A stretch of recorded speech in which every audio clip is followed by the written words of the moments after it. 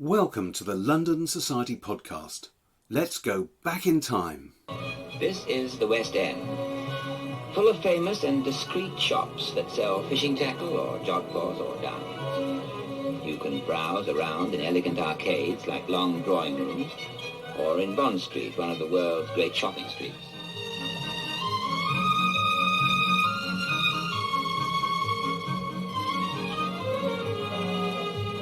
Shopping for the newest things, the latest things, or even a nice cabbage if you happen to live here. People still do, although there are no shepherds in Shepherd Market now, any more than there is hay in the Haymarket. That was from a British Travel Association promotional film released in 1950, when London's West End and the whole of the country was recovering from the devastation of the Second World War. 70 odd years on, it is the damage done by the pandemic that the West End is trying to cope with, and this podcast will take a look at how the area's future is being formed. I'm Dave Hill. I am a trustee of the London Society and I run the website onlondon.co.uk.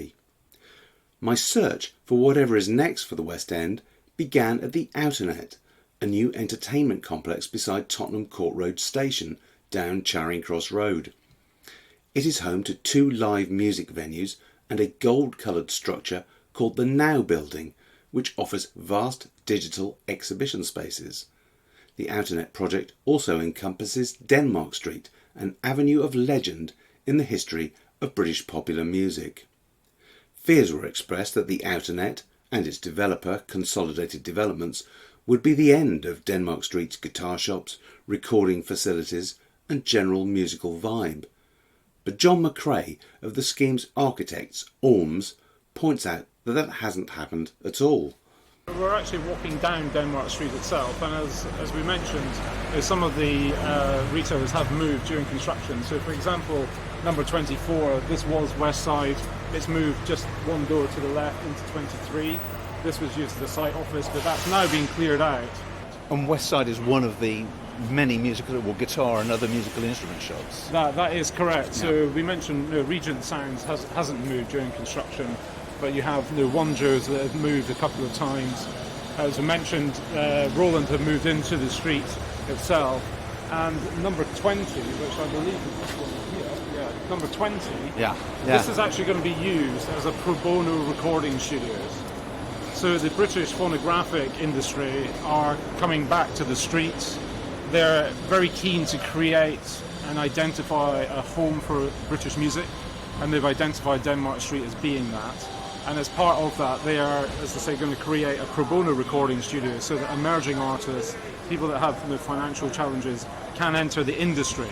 The recording studio is also digitally linked to the lower third. The lower third is the grassroots music venue, and so you can live perform and have it recorded at the pro bono recording studio. We stepped away from the construction noise in Denmark Street and entered a short tunnel called the Now Arcade. This was filled with digital images and sounds, ingenious artwork, footage from the Brit Awards and a trailer for The Crown. Then we went inside the lower third grassroots venue, which is named after one of David Bowie's early bands and is the successor to the popular but long departed 12 Bar Club. After that, John showed me into the larger of the 2 live performance venues, where, with no performers on the stage, it was very, very quiet indeed, even though Elizabeth line trains were passing through a tunnel very close by. Yes, so Dave, we're now 4 levels below ground, and we're stood in the 2,000-person flexible venue called Here. And we're the top of the floor slab that we're stood on. From there to the top of the tunnel is around 6 metres, and it runs diagonally across, east-west across our site. And the space that we're stood in is created as what's called box-and-box construction. So the finishes that you see are acoustically isolated from the main structure. So we had 2 challenges. One was the crossrail, but also in the northwest of the site is the Northern Line.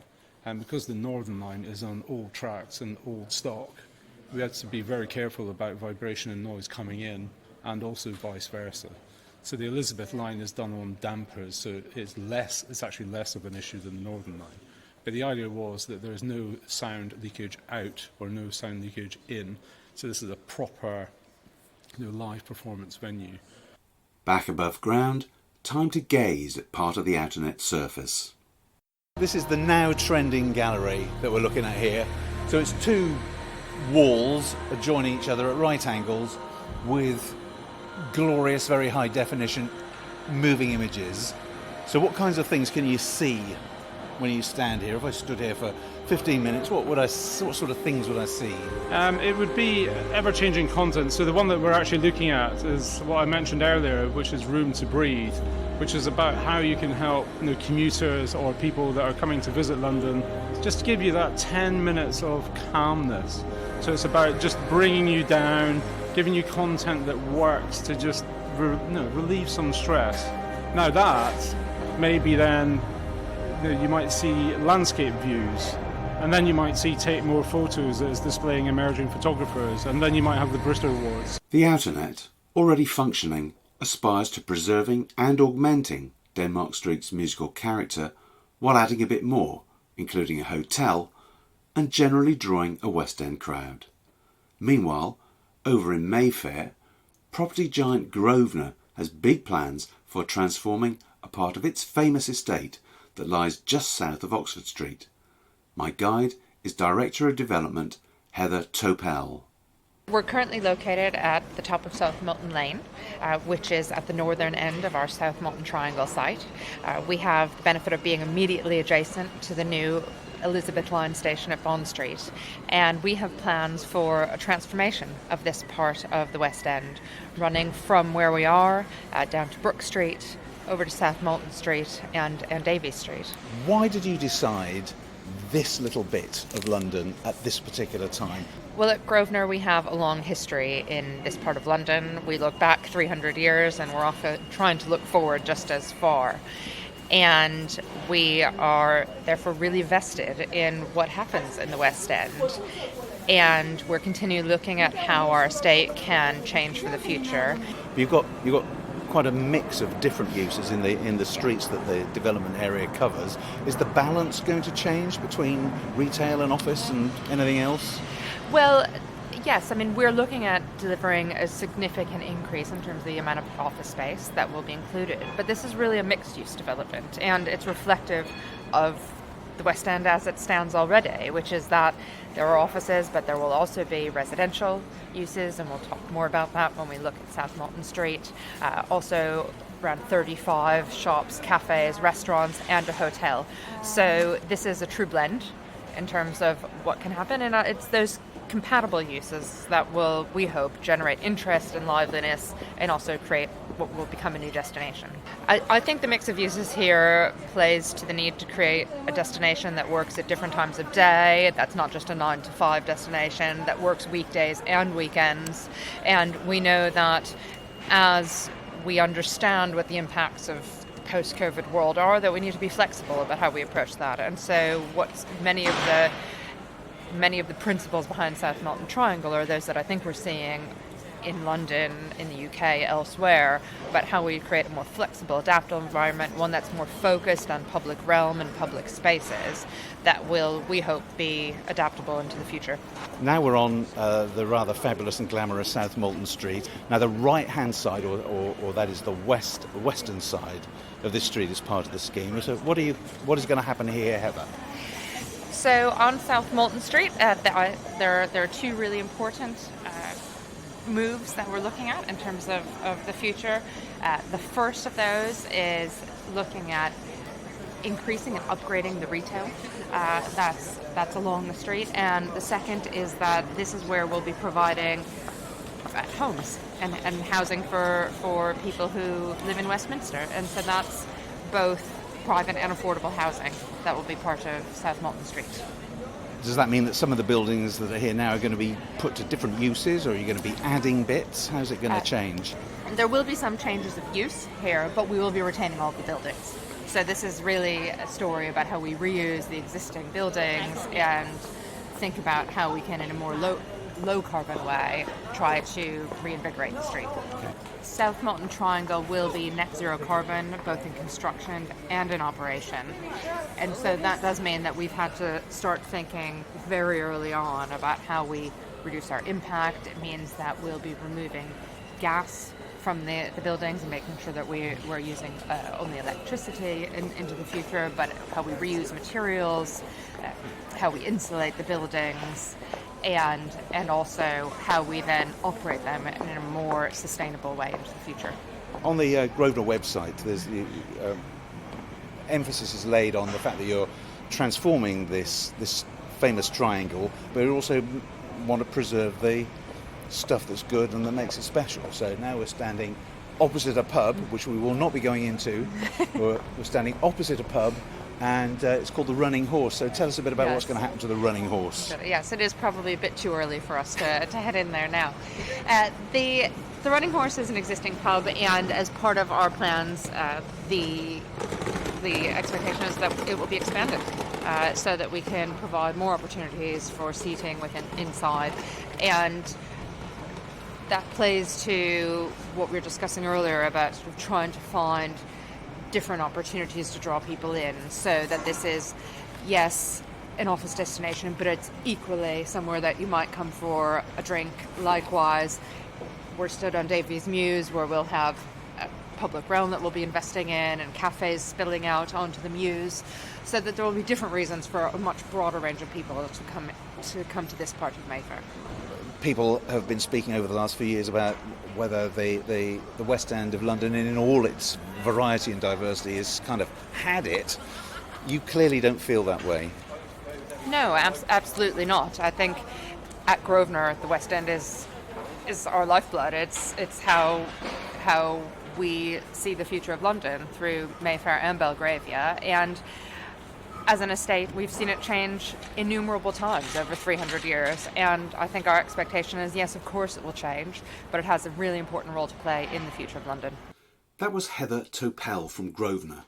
The South Molton Triangle scheme already has planning permission. Work will begin in the coming months and is expected to be finished in 2027. My final conversation for this podcast is with Councillor Geoff Barraclough, who was Westminster's Cabinet Member for Planning and Economic Development. As a member of Westminster Council's first ever Labour administration, his task includes nurturing the post-COVID revitalisation of the West End, while at the same time protecting the interests of the area's many local residents, not all of them wealthy by the way, whose concerns were focused on by Labour's successful election campaign. I met Geoff Barraclough during the build-up to Christmas on the nation's High Street, Oxford Street, where there are many vacant shop fronts, but where business did seem to be picking up again.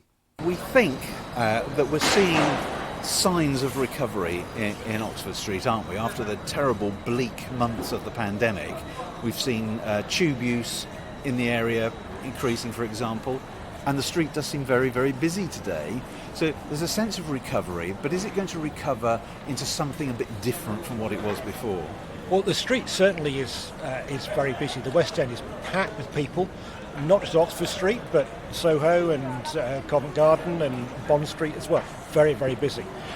Look, Crossrail brings 1 million more people within 45 minutes of the West End. London has got bigger as a result. But we did learn through the pandemic that all the various business sectors of the West End are interlinked. The ecosystem is very much an ecosystem. So hospitality, retail, the office market, culture and leisure. They all feed off each other, and we need to keep them all thriving. So what can a local authority actually do to bring these things about? Well, the key thing people want from Oxford Street is the right retail offer, and we know coming out of the pandemic, with 30 candy stores, it had the wrong retail offer. So we've taken as strong action as we can against them. We've gone down from 30 to about 20.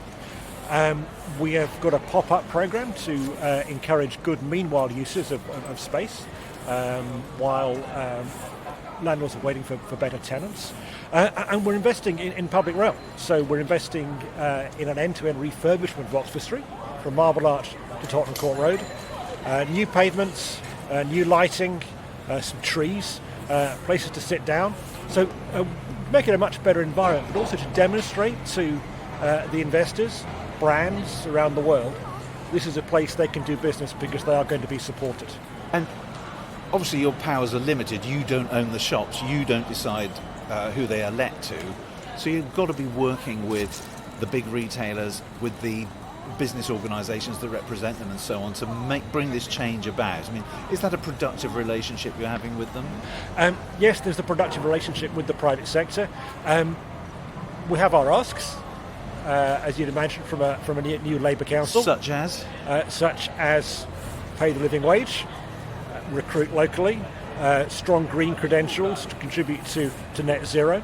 But on many of these things, we're pushing an open door with the private sector. So yes, so far it's been a very productive relationship.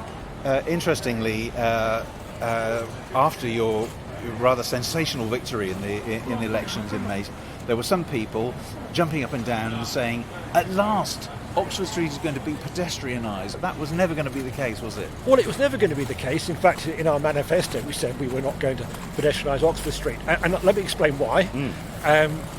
Number one, nobody knows where the buses would go. It's a street full of buses. If they don't go here, they've got to go somewhere else, and that's not been planned or agreed. Number two, if there are no buses on Oxford Street, how do you get to Oxford Street, particularly if you've got limited mobility and most of the tube network doesn't have step-free access? Number three, if there are no buses, how do you get from one end of the street to the other with 2 bags of shopping and 3 small children? It's over a mile long, right? You need buses. And number four, in the future, this street may have mixed uses, but at the moment, it's a mile of retail. When retail closes at 7 o'clock in the evening, it would be a nightmare to manage this space if it was pedestrianised. So for those reasons, we're just not going to pursue that. No pedestrianisation then, and Westminster also intends to regulate the West End's nighttime economy more tightly.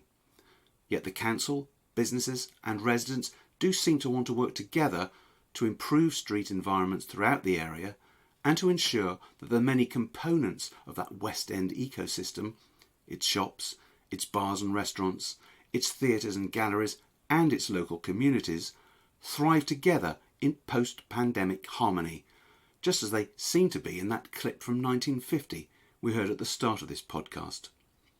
And, after all, the West End is not only of great importance to London, the whole country needs it too. Goodbye.